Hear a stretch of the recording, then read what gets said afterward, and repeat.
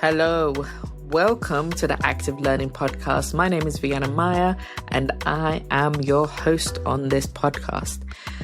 This is a brand new series of podcast and content that we're going to be diving into, specifically around race and ethnicity. I have been sitting on some of this content and words for a while because the space for DEI, diversity, equity, inclusion, anti-racism, the landscape has changed so much that there's a lot to unpick. But in today's episode, we're going to be talking about walking on eggshells and avoiding terminology conversations around race and ethnicity. It's a tongue twister. But hey, hello friends, colleagues, collaborators, and allies. I get it, the idea of feeling like you have to walk on eggshells when it comes to talking about race and ethnicity. You're worried about saying the wrong things, getting it wrong, hurting someone's feeling, offending someone, etc. But trust me, you are not alone. Many of us feel this way, especially now when DEI or diversity, equity, inclusion is such a too hot to touch topic, so let's avoid it. So many organizations have either dropped DEI or have reframed it to be EDI again, or I and D, or just completely not doing anything about it. There's literally heads in the sand. We don't talk about this unless we're talking about gender, or we've gone back to the cherry picking of what it is that we're going to do when it comes to this space, right? And for example, in the US, it's completely no-no when it comes to DEI, especially now that we no longer have affirmative action because of that fear that you may be cancelled by a billionaire anti-DEI activist. So that's where we are there. We have another podcast where we dive into DEI must die, what's gone wrong. So stay tuned with us, stay with us, get yourself a cup of tea, and let's dive in. So in the UK, as a DEI and anti-racist consultant and advocate for social justice, I have been experiencing the dry spell of the work that I do. Not even just a dry spell, it has been the ghosting, it has been the sudden removal of some of my project, it has been the being asked to deliver a anti-racist project and then quietly the small print being to make sure that includes everyone. Okay, so it's either it's anti-racist or we're talking about everybody being included so that we don't leave people behind. So I'm seeing this. I'm also seeing people avoiding anything to do with DEI. And we're going to dive into the other segment in here. But what has led me to then review what's going on, what's happening here? Why have we suddenly gone from we all want to become anti-racist organization to suddenly we want to become anti-racist organization quietly and not let anyone know about it? And I keep hearing the same thing from most organizations, different people in different spaces. There is a fear of getting it wrong. So I would say that the becoming comfortable with being uncomfortable that everybody was talking about especially in 2022, there was a lot of requests for that. We want to become comfortable with being uncomfortable. But what that has led to is then that people are stuck in that discomfort, in that fear. The fear of getting it wrong. Am I doing the right thing? We're not moving fast enough. We made big commitment and pledges and we haven't shifted or even haven't taken any action. So we're addressing this. We're addressing specifically the avoiding terminologies or the fear of getting terminologies wrong.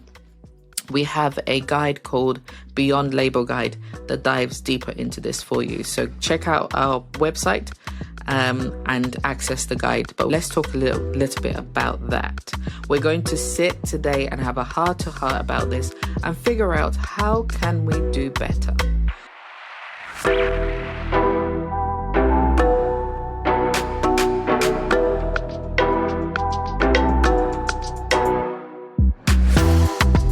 So let's dive into it. So why are labels so complicated? First of all, let's acknowledge that labels are tricky. They're not just words. They look like words that we know, they sound like words that we know, However, the labels, they carry a lot of weight. They can represent history, identity, and so much more. But here's the kicker. The right term for one person might be totally wrong for another person. We have included this in our Beyond the Label guide so that people can start to be adaptable. And I say this especially for white individuals who are not used to growing up under labels, under changeable labels.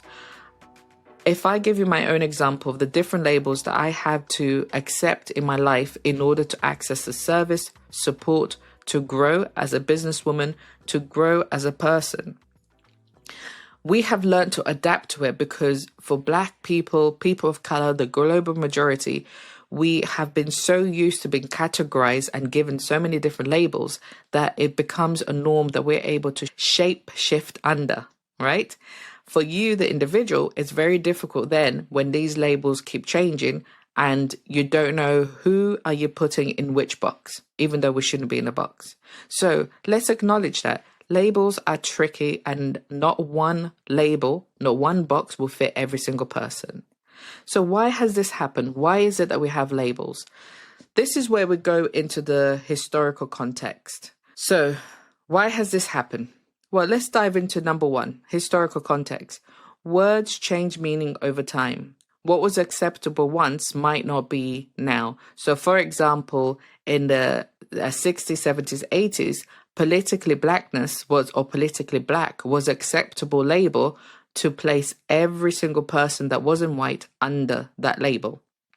Especially when it came to racial justice, racial inequity, every single person in the UK was treated similar and the same to how Black people were treated, especially with the Windrush generation that were invited to come to the UK to help rebuild the UK.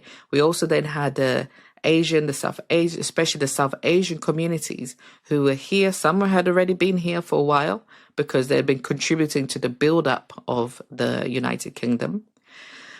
However, in the 70s and 80s, racial tension fueled by the language and the politics increased, which meant that what we're seeing today in our streets in the UK today is what people were experiencing in the 70s and 80s. So historical context. Over time, politically blackness didn't fit to put everybody under the umbrella. And so it changed to BME, starting off with BME, Black minority ethnic, because again, the focus was to go back to focusing on the anti-blackness, to the injustice that were going on in terms of working in the buses, the lack of access when it came to property, etc., the racism that still lived and embedded in here. So you can see here, when you download a guide, go ahead and download a guide or our course, a Confident Conversations course, and we dive into the historical context. So for every single person, the reason why people struggle with labels is because there is a lack or a missing understanding when it comes to the history as to why we have these categories for people. The second part is the personal identity. Everyone has their own experience and identity, and what feels right to one person might feel completely off to someone else. We do live now in a world where personal identity, self-identity is so important to people. Not only about personal identity and self-identity, we have, when it comes to race and ethnicity, and if we're talking about racism and the discrimination that people of color, Black people, global majority, etc., have experienced over time. In the historical context, in that time, those labels were appropriate. But right now, people are feeling more that they want to claim their full identity. So the feeling of identifying yourself as Black, African, British, Scottish, whatever labels you want to put yourself, it's so important. So you don't feel like you have to erase one to be one. So for example, for me, I am a Black African woman who happens to live in Scotland, right? Scotland is my home. I've been here 20 years, etc. So these are my roots. These are the labels in which I feel comfortable in. I don't feel comfortable in BAME. I don't feel comfortable in WLC, women of color, because I feel then it dilutes the other parts of me, the other experiences of me, be it positive or negative, so the Black experience of me that are positive and negative, it dilutes that when I'm placed under a certain label. So that is what's right for me. So personal identity is important to recognize. And for organizations, yes, you're going to need a generic category that we fall under. But when it comes to that, in your workplace and you're talking to people, you're having that conversation, allow people the space to let you know the makeup of who they are. Similar to what we are doing in terms of recognizing, accepting our pronouns. Yes, it's difficult. Yes, it's hard. So many things are changing, but we evolve. We're human beings. We evolve over time.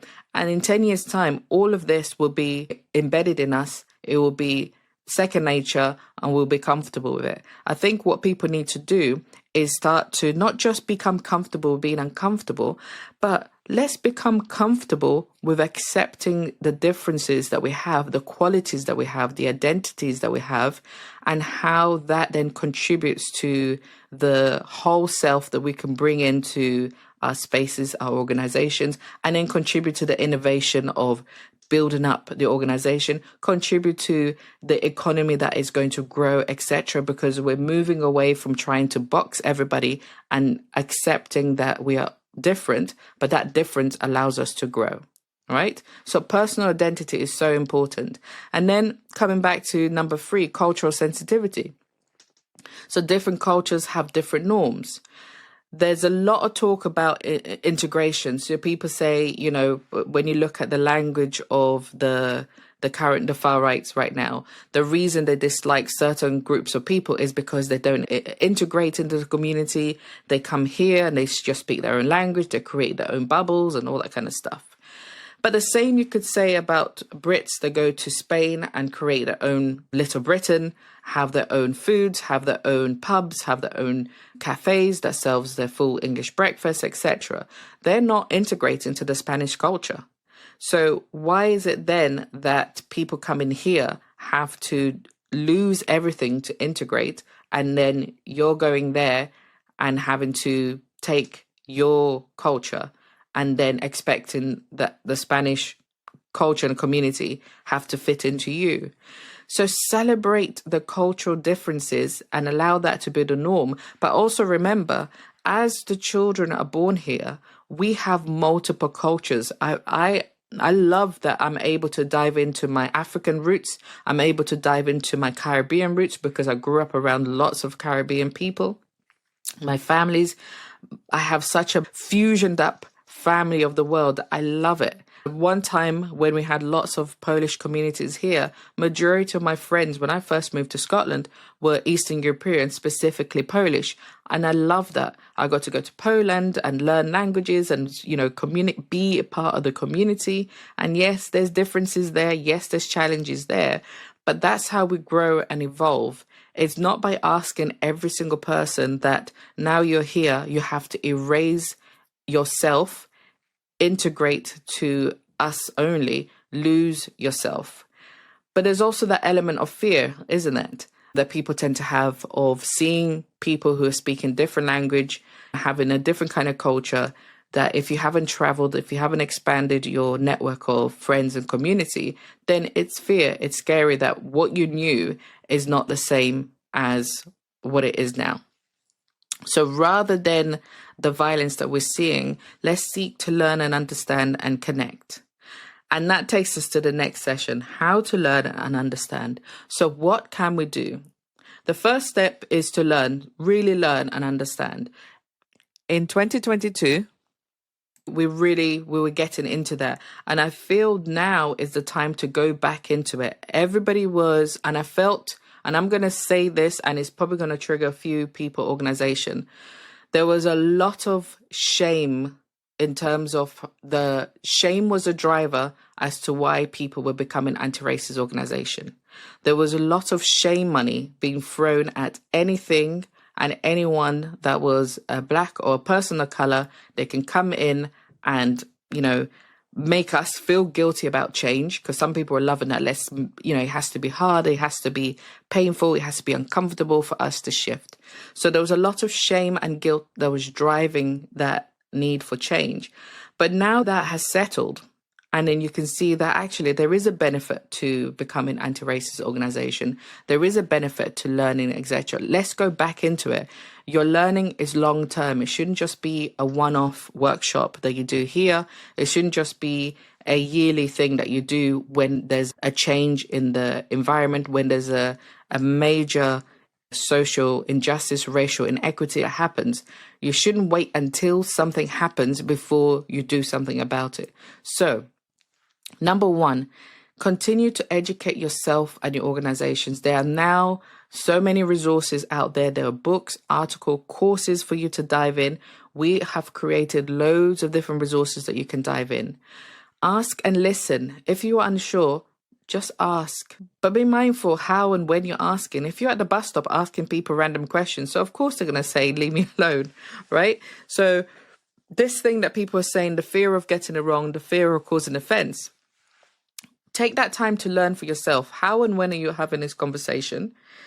If you have caused offense, put yourself in the shoes of that person. They've probably been asked or have experienced direct discrimination or racism over time, that they now have their backs up when people ask them simple questions. You think it's simple questions, but these are questions that have led to a sentence such as, when are you going to go back home? And for those that live here, that are born here, and when you're being asked, are you on holiday, constantly?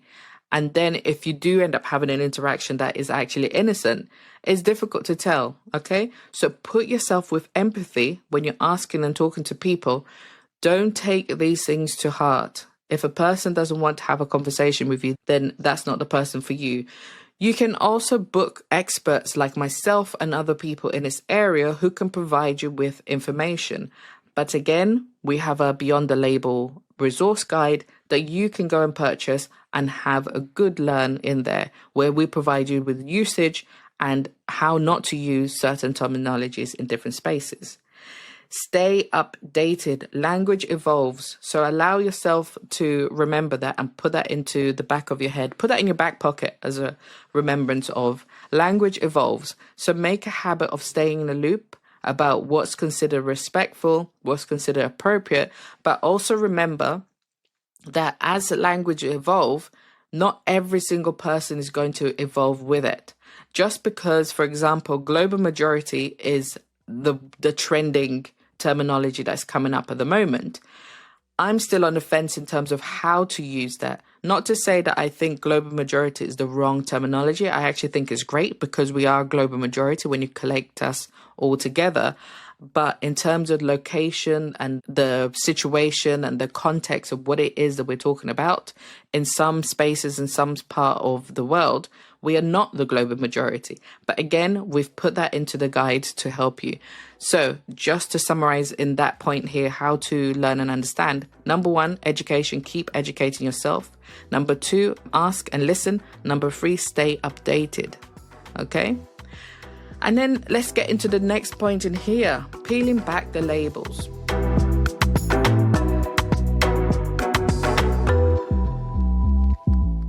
This is where we say we need to go beyond just using the right words, right? We need to go beyond getting it right, the correct word. Let's peel back the label and understand why they matter. Where are the roots of the label? What root causes the label? Why do we use and have certain terms? Just as I said at the beginning, it's to do with history. What's the history behind them? Why are certain labels created? Why are we using the labels? What is the purpose of that label? So you don't get stuck on getting it wrong. So what's happening now, if we think about ourselves as runners, a lot of people are still at the start line when it comes to anti-racism. And that start line, the gun's gone off for you to run, but there is a big, massive hurdle, which is, am I saying the right label? If I jump over this with the label of, say, BAME, am I going to fall into a big ditch? It's almost like if you visualize why. Visualize your why, what's holding you back. And then the next part of peeling back the label is thinking about the impact of the label. So think about how these labels affect people's and their lives and their identity. So this goes back again to the why. Why are you using the terminology? What's the impact of this terminology? And then when you get to jump over the other side and you're doing that work, so for example, you're using this terminology in order to have an impact on addressing gender violence against Black women and people of color, right? So the key why you're jumping over is because you want to address an issue, a situation where your voice, your action, if you're a funding organization, you'll be able to fund resources in order to have a positive impact on the people living and experiencing life under that label. So move beyond the label and focus on the stories and the experience and not the label. Focus on the why. What is it that you're doing underneath this label that is going to have a positive impact in moving forward? Yeah? These are quick activities that we go through in our Confident Conversation course.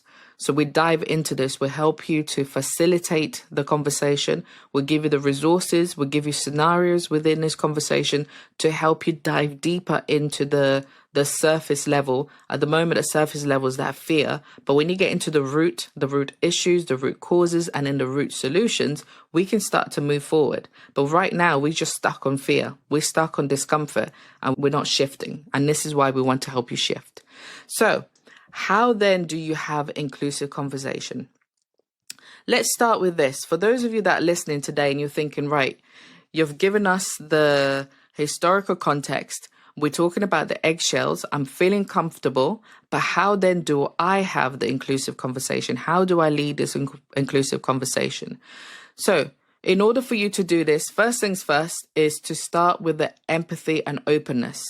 Empathy for the people that you're having conversations with, you're leading this conversation with, the openness to receive, but you need to ensure that the space you create is safe. People need to be able to feel safe to challenge, to question, and to also offer solution.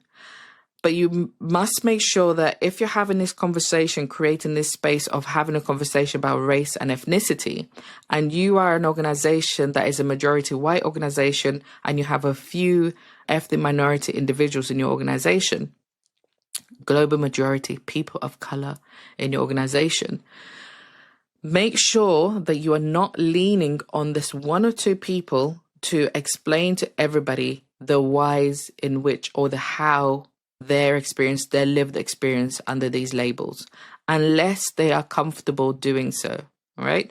If you're not confident with having this, with creating this, then book experts like myself to come in and support you in leading this conversation. But make sure first, are you creating that space of safety? So to do that, to understand if your spaces, your conversations are conducted in a safe way, conduct a survey, an anonymous survey that and you could do this externally as well, but conduct a survey to ask, when we're having these conversations, do you feel safe? Do you feel included? What can we do different? And for yourself who are seeking this question is you need to do that deep work of being ready to receive whatever it is that's going to come to you. If it's negative and if it's majority negative, remember it's not directly at you, the person, it's about the environment that you have, and then address that. All right. So first start with that, creating a safe space, but learn first. Are we conducting it in a safe space? Promote empathy. So be understanding and kind, be willing to listen, actively learn and listen to what's been said. Same as I said with the point above, be willing to take that constructive and receive constructive feedback. And challenge assumptions. So regularly check your own biases and assumptions. And especially again, when we talk about race and ethnicity, and over the coming years with what's happening now, there are conversations that we need to have that we have been avoiding. And especially when it comes to talking about Islamophobia, for example, I know that anti-Muslim racism, as people in the community are calling it, and that's something for me to go and learn and listen to as well. And to address that, do we have a discomfort when it comes to talking about Islamophobia? Why do we have a discomfort? And that discomfort, is it based on the biases and assumptions that we in this society have grown up with and have heard? When you hear Muslim and you instantly associate it with terrorism. Why is that? Yeah. So it's about us asking ourselves, challenging not only ourselves, but the spaces that we're in. But in order for us to challenge, you have to create a safe space. And I'm going to give you a bonus one here. To create that safe space, you have to adopt the Chatham House rule. You also need to create a confidentiality contract amongst yourself and your staff, your employees. You need to sign something that lets people know that what is said in the room would not be used against them in their performance reviews, in terms of the promotion, etc., because that is something that people have experienced. Although it's not been explicit, it has been enough, covert enough, that that is what people have experienced. When they have voiced any wrong in their organization, when they have felt that they've shared something that people didn't like, that has impacted them. Of course, they can't prove it. You know, racial harassment in the workplace is something that is very hard to prove, and people being called troublemaker, whistleblowers, etc. I'm going to share a links to tribunal cases so that you can. One thing I like to do is to back up anything that I say in here with data, resources for you to also learn. So it's not just a hearsay, but these are experiences that people have shared over time. But now, are we ready to listen to them so that we can move forward? All right. So if you're willing and you want to dive deeper into what we've talked about today, I advise you to go and download a Beyond the Label guide. And if you really want to dive in, you can join us on the 20th and the 27th of August. I'm leading a confident conversation masterclass on how to have and facilitate inclusive conversation around race and ethnicity. And we are going to dive into the root issues, causes, historical context, and we're also going to give you action plans, resources, etc. For those of you that join in the next 2 sessions, you're going to have access to our course for a lifetime, and that course will be updated over time. Thank you so much in joining me in this conversation.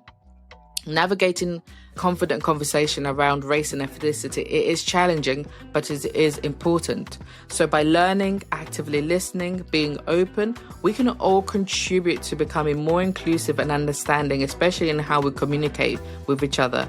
We can be brave to have this conversation. Yes, it will feel uncomfortable, but we're going to move beyond that discomfort to then unite and work together. So I look forward to seeing you on the next episode. Thank you. Bye.